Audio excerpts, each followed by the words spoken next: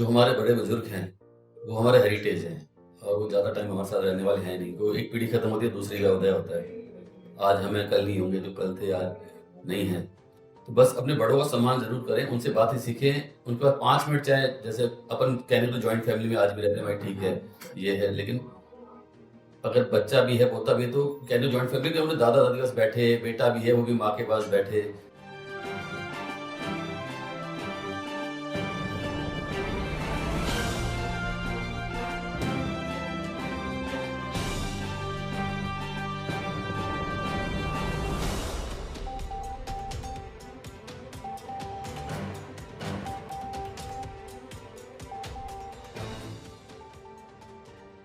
नमस्कार दोस्तों, दिल की बात आपसे सब तक नया एपिसोड, नई शख्सियत और फिर से नई जानकारी। आज एक मल्टी टैलेंटेड शख्सियत से मिलने जा रहे हैं और वो शख्सियत बिजनेस पर्सनालिटी भी है, क्रिकेट से भी जुड़ाव रखती है, समाज सेवी भी हैं, पॉलिटिशियन भी हैं। मतलब ऐसा कौन सा काम है, अच्छा काम, जिनसे वो जुड़े हुए नहीं है। मैं थोड़ा सा डिटेल उनका आपके साथ शेयर करना चाहूँगा। नाम है डॉक्टर सुनील पारवानी, जो कि जनरल सेक्रेटरी हैं प्रदेश कांग्रेस कमेटी के अंदर। एक्स चेयरमैन रह चुके हैं राजस्थान सिंधी एकेडमी में। प्रेसिडेंट है वर्तमान में बीइंग सिंधी फाउंडेशन के लिए, और क्रिकेट फाउंडेशन से भी वो जुड़े हुए हैं। मैं सबसे पहले स्वागत करना चाहूँगा सर आपका हमारे इस कार्यक्रम के अंदर।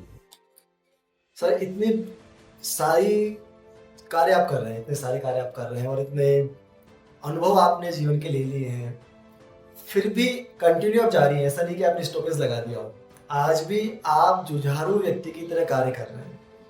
तो वो पहला कदम जब किसी भी क्षेत्र में आपने रखा, जैसे बिजनेस में आपने रखा या क्रिकेट के क्षेत्र में आपने रखा या एनजीओ के क्षेत्र में आपने रखा, तो पहला कदम जब कभी आपने उठाया, उस समय आपके दिमाग में क्या था? आपने सारे क्वेश्चन एक साथ पूछ लिए।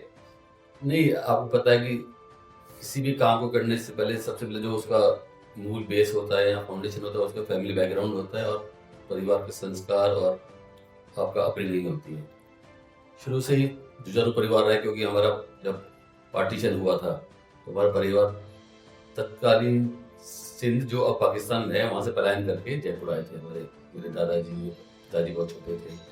तो जुझारूपन तो शुरू से रह के अपना घर बार सब कुछ छोड़ के, संस्कृति छोड़ के रातों रात पलायन करके आए थे। तो ब्लड में वो तो था ही।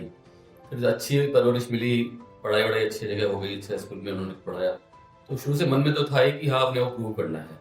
उससे बस एक प्रेरणा मिली और फिर रास्ते खुलते गए, आगे बढ़ते गए। ये बहुत बड़ी बात है सर कि आपने वो दौर भी देखा आपके परिवार ने, जब कहते हैं कि वो विभाजन एक अपने आप में बहुत बड़ी पीड़ा थी, और सब कुछ छोड़ के नई जगह पर आना, फिर अपने आप को सेटल डाउन करना और फिर अच्छे लेवल तक पहुंचना।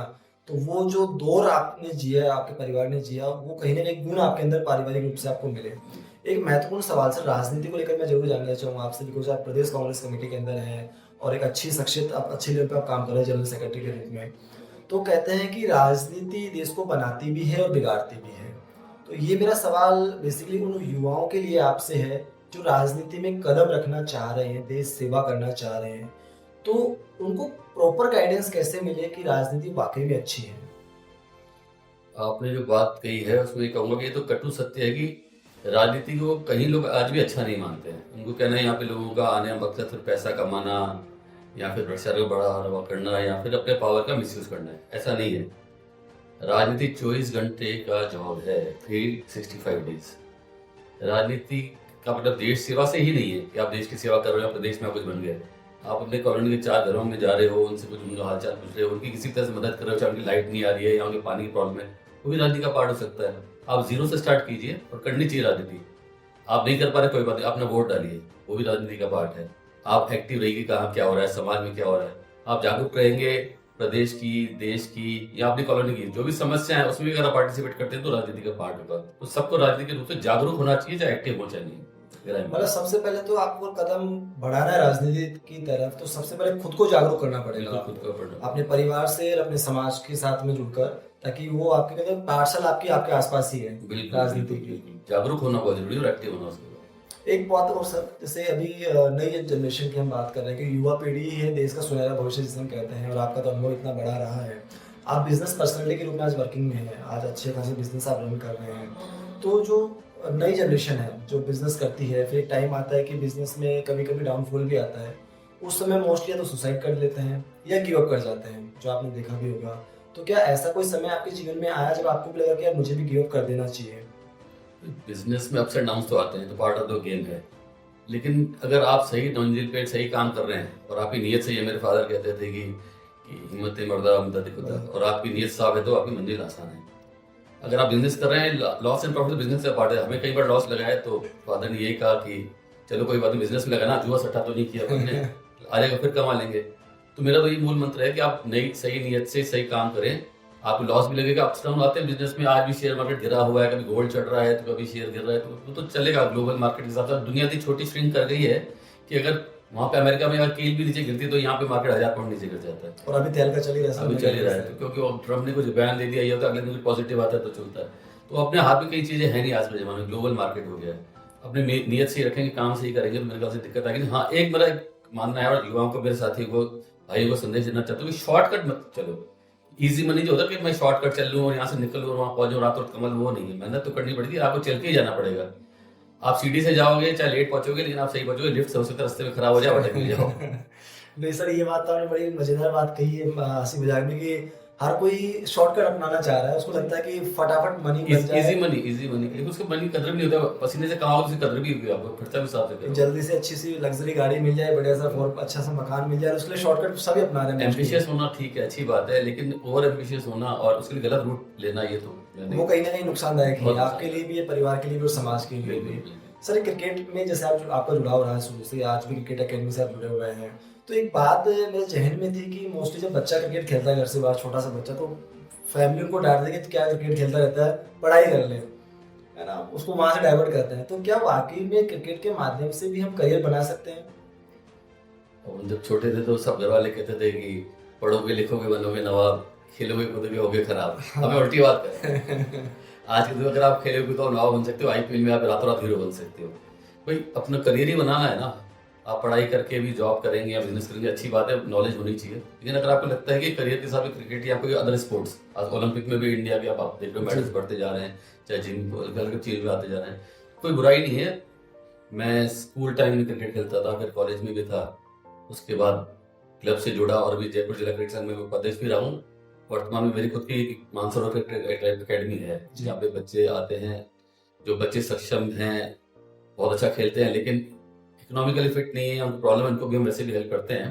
और मैंने एक टूर्नामेंट करवाया था हमारे समाज के लिए, सिंधी समाज के लिए, बीइंग सिंधी फाउंडेशन हमारा जो संस्था है उससे, सिंधी प्रीमियर लीग 16 टीमें उसमें थी। और जयपुर में ऐसा तहलका मचा पहली बार कि सिंधी समाज में भी टैलेंट है, काफी बच्चे आगे बढ़े और आगे तक वो खेलते रहे, उन्होंने कई करियर भी बनाया और आज भी खेल रहे हैं। बिल्कुल, आप क्रिकेट को, आपको पता है कि इंडिया में 3 चीजें पूजी जाती हैं, पॉलिटिक्स, बॉलीवुड और क्रिकेट। सच्चाई है।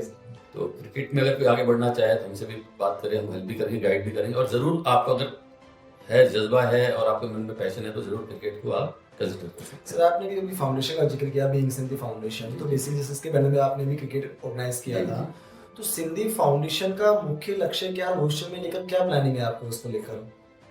मैं आपको बताना चाहूंगा कि जब देश का पार्टीशन हुआ था जी, तो आपके पंजाब के 2 टुकड़े हो गए, लाहौर वहां रह गया, अमृतसर बाकी चीजें आ गई, ऐसे ही बंगाल के 2 टुकड़े हो गए, एक बांग्लादेश बाद में बना और एक अपना कोलकाता जो भी है, वेस्ट बंगाल। लेकिन सिंध हमारा जो प्रोविंस है एंटायर चला गया पाकिस्तान में, तो हमें वहां से पलायन करके आना पड़ा, क्योंकि अभी चॉइस थी कि आप कहाँ जाओ, तो हम तो हिंदुस्तान में रहना चाहते थे, सब यहाँ आ गए। तो हमारी वहाँ पे संस्कृति, हमारा कल्चर, हमारा रहन सहन सब वहाँ रह गया। जो हम आए वर्बली बोलते रहे, जो वही हमारे पास रहा। फर्स्ट जनरेशन मेरे फादर की थी या मेरे दादाजी की थी, तो वो तो लिखते भी थे सिंधी और बोलते भी थे। मैं सिर्फ बोल पाता हूँ, लिखने में थोड़ी दिक्कत है। और मेरे जो बच्चे हैं, हमारे नेक्स्ट जनरेशन है, वो तो शायद बोलने में भी पसंद नहीं करते इन चीज़ों को। और तो जब वहाँ से आए तो फर्स्ट प्रायोरिटी थी रोटी, कपड़ा और मकान। बिल्कुल। राजनीतिक जागरूकता या पढ़ाई या और चीज़ों में किसी का ध्यान नहीं था, बिजनेस में ध्यान था। इसलिए हमने एक संस्था का, कुछ जयपुर के प्रबुद्धजनों ने मिलकर सिंधी समाज की संस्था का गठन किया। उसमें था सिंधी की जो नेक्स्ट जनरेशन है उनको आगे बढ़ाएं, जिनको पुराने कल्चर भी पता रहे, आज की कंपटीशन के वर्ल्ड में भी किस किस चीज़ में आप स्कोप है उनमें आगे बढ़े। इसके लिए हमने संस्था गठन किया, जो हमने टूर्नामेंट भी कराया है। हम सिंधी समाज के जो प्रतिभाशाली स्टूडेंट्स हैं उनका भी सम्मान करते हैं, उनको भी हम अपनी तरफ से कुछ न कुछ हेल्प करने की कोशिश करते हैं। लड़कियों के लिए भी टूर्नामेंट्स, कई चीज़ें, और गर्मियों सर्दियों में जैसे पेड़ में परिंदे लगाना, घोंसले लगाना, कई तरह का हमारी एक्टिविटी संस्था करती रहती है। मतलब बहुत सारी एक्टिविटीज आप राइट नाउ प्रेजेंट में कर भी जी, रहे हैं। जी। और दूसरी बात, सबसे बड़ा जो आपका मुख्य लक्ष्य है कि आपकी जो संस्कृति है, जो संस्कार हैं, उसको सही उनको से आप बना के रखना चाहते हैं और आगे आने वाली पीढ़ी को आप देना चाहते देना हैं। चाहिए, उनको बताएं कि पुराना और सुनहरा इतिहास जो रहा है उसके बारे में उनको पता रहे। वो ज़रूर सर, इतिहास और संस्कृति का पता होना बहुत ज़रूरी होता है हमारे नन्हे-मुन्ने बच्चों को, क्योंकि वही भविष्य होता है परिवार का भी, समाज का भी, देश का भी। अगर वही संस्कृति को और संस्कारों को साथ लेकर चलेंगे, तो मुझे लगता है बहुत कुछ अच्छा होगा। बिल्कुल सही कह रहे हो, बिल्कुल सही कह रहे हो। सर एक बात और जानना चाहूँगा आपसे पर्सनली, जैसे आप इस मुकाम पे आज वर्किंग कर रहे हैं यहाँ पे, तो बहुत सारे अनुभव आपने जीवन के देखे होंगे, बहुत सारे वसंत आपने जीवन के देखे हैं। तो क्या कोई ऐसा मोमेंट आपके लाइफ का रहा जो आपको लगता है कि जब आप अकेले बैठते हैं कभी, यार ये मोमेंट मेरी लाइफ का इतना अच्छा था, जिसको देखकर या याद करके आपके चेहरे पे प्यारी सी स्माइल आती हो अकेले अपने आप के साथ? ऐसे कई इंसिडेंट्स हैं। अब क्या एज बढ़ रही है, मैं भी 50 प्लस हो गया। अब पुरानी बातें याद करते हो, कई बार लगता है यार मैंने बेवकूफ़ी भी की थी, और कई बार करता है नहीं नहीं बहुत अच्छा भी किया। ऐसे कई अनुभव हैं, ऐसी कई बातें। लेकिन अब क्या है, पुराने साथी जो थे मेरे, क्या शुरू से ये थे कि मेरे जो एज से बड़े थे, मेरे से 20 साल 25 साल 15 साल, वो मेरे फ्रेंड्स ज़्यादा रहे। अच्छा। अब उनमें से कईयों की डेथ हो गई, कहीं एलिंग है, कहीं बेड पे, तो कई बार बुरा भी लगता है, लेकिन उनकी बातें और सुन के हंसी आ जाती है। जैसे आज सुबह मैं याद कर रहा था, मेरे एक फ्रेंड थे, वो बहुत बड़े अधिकारी थे। एक बार वो मेरे से मिलने मेरे ऑफिस में, तो मैं कोल्ड ड्रिंक पी रहा था। बोले यार आप कोल्ड ड्रिंक क्यों पी रहे हो, आपने पढ़ा नहीं कि आज ही पेपर में आया कि इसमें पेस्टिसाइड होते हैं। मैंने आप भी पियो और सोच लो कि आज पेपर नहीं पढ़ा है। तो आज सुबह मुझे वो बात याद आ रही थी, तो वो भी मतलब कि यार बात तो सही है, तो मुझे आज भी बड़ा भाव। यही हंसी के पल होते हैं सर, जो जीवन को छोटी हल्की फुल्की बातें याद रहती है, और अनुभव भी मिलता है इनसे, सीखने को भी मिलता है। मतलब जीवन को खुशनुमा भी बना देते हैं, और हमारे दिमाग में वो छोटा बड़ा तनाव बैठा होता है उसको दूर कर देते हैं ये खुशनुमा पल। ऐसे एक और बात याद आ गई मुझे, बहुत साल पहले की बात है। तब हल्ला चल रहा था कि इंडिया में पेटेंट वाला, आपने सुना होगा कि हाँ। पेटेंट का जो है यहाँ पे कर रहे हैं, हल्दी भी बैन हो जाएगी, बाहर की कंपनी पेटेंट कर रही है, हमारी चीजें हो हाँ, जाएगी। ये आया था सर पहले। हाँ, बहुत बहुत हल्ला हुआ था। तो मेरे पास एक कोई गांव वाले 2-3 मिलने आए, इधर के थे और पुराने फादर के जानकार थे। तो मैंने उनसे मजे लेने के लिए कहा, मैंने यार तुम्हारे गांव में तो बड़ी दिक्कत होगी, पेड़ के नीचे खड़े हो जाएंगे तो शायद खड़े नहीं होते, पेटेंट हो गया। बोले नहीं, गांव वाले तो बेवकूफ, उनको ज्यादा पता नहीं, भोले हैं भाई साहब, पेड़ के नीचे खड़े होने में कोई दिक्कत नहीं है, नीम नहीं तोड़ सकते, हम खड़े तो हो सकते हैं। इसलिए बात की, तो वो बात मुझे आज तक याद है। भोले लोग हैं और कुछ चीजों को ऐसे प्रोजेक्ट किया जाता है, उनको पता भी नहीं चलता। ये मुद्दा अच्छा लगा सर, ये बात मुझे वाकई में अच्छी लगी। हम खड़े तो हो सकते हैं, पत्ता नहीं तोड़ बोले ये सकते। तोड़ नहीं सकते। सर अच्छा है कि हंसी खुशी ये जीवन हमारा गुजरता है, इस तरह से आपके अनुभव हम सभी के साथ शेयर कर पाएं, और आपकी कुछ अच्छी बातें हैं जो मुझे लगता है कि व्यूअर्स के काम बहुत आएंगी। और हंसी मजाक में जो आपने चीज़ें शेयर करी हैं, मुझे लगता है कहीं ना कहीं आपके जीवन में परिवर्तन जरूर लेकर आएंगी, और आप भी इस तरह से आगे बढ़ते रहे अपने जीवन में। एक बात और सर, हमारे कार्यक्रम में छोटा सा उसूल भी है कि हमारे जो गेस्ट ऑफ ऑनर होते हैं, परिवार, समाज और राष्ट्र के नाम एक प्यारा संदेश जरूर डेडिकेट करते हैं। मतलब जैसे कहें आपके अनुभवों का निचोड़ हम उसे कह सकते हैं, तो मैं चाहूँगा व्यूअर्स के साथ जरूर शेयर करें।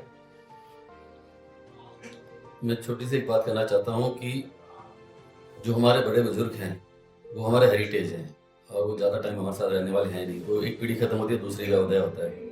आज हमें, कल नहीं होंगे, जो कल थे आज नहीं हैं। तो बस अपने बड़ों का सम्मान जरूर करें, उनसे बातें सीखें। उनके बाद 5 मिनट, चाहे जैसे अपन कहने तो जॉइंट फैमिली में आज भी रहते हैं भाई, ठीक है ये है, लेकिन अगर बच्चा भी है, पोता भी है, तो कहने जॉइंट फैमिली में अपने दादा दादी के पास बैठे, बेटा भी है वो भी माँ के पास बैठे, परिवार को साथ दे 10 मिनट 15 मिनट, चाहे बाहर कोई बुजुर्ग मिले उनसे बैठे, आप उनकी बातें सुनोगे ना, उनके हाथ पे हाथ रखे, इतना हाथ फेरोगे तो उनके जो हाथ पे जो अपनी झुर्रियाँ कहते हैं उनको भी तो आराम मिलता है। आप हाथ ही लगा लो उनको। तो जरूर बड़ों का साथ दें, छोटों का सम्मान करें, और कभी कोई गलत शब्द को इस्तेमाल ना करें। तो मेरी सबको ये विनती है कि मीठा बोले से। बिल्कुल, आप मीठा ही बोले और जीवन को हमेशा खुशनुमा बनाकर रखें, बिकॉज जीवन बहुत छोटा है और बहुत प्यारा है। और जैसे कि आपने कहा कि बड़े बुजुर्ग चाहे हमारे घर में हो, बाहर हो, अगर उनका जितना साथ रहेंगे उतना उनका अनुभव भी हमें मिलेगा, और जीवन में जो परेशानियां वो हमेशा हमेशा के लिए दूर हो जाएंगी। सर आपने इतना कीमती समय में दिया और इतनी अच्छी अच्छी बातें हम सभी के साथ शेयर की, उसके लिए तहे दिल से शुक्रिया आपका। थैंक यू, आपने मुझे मौका दिया, सबके आगे बुलाया, फिर अपनी बात रखने का मौका दिया, आपका बहुत धन्यवाद। फिर मिलेंगे नए एपिसोड में, नई शख्सियत के साथ, नई जानकारी के साथ। दिल की बात आपसे, सब तक।